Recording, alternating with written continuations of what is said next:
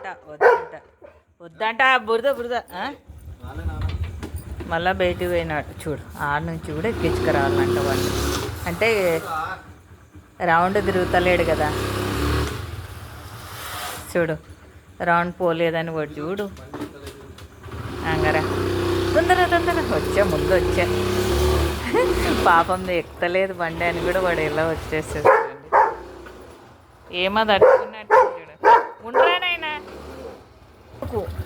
జగమండి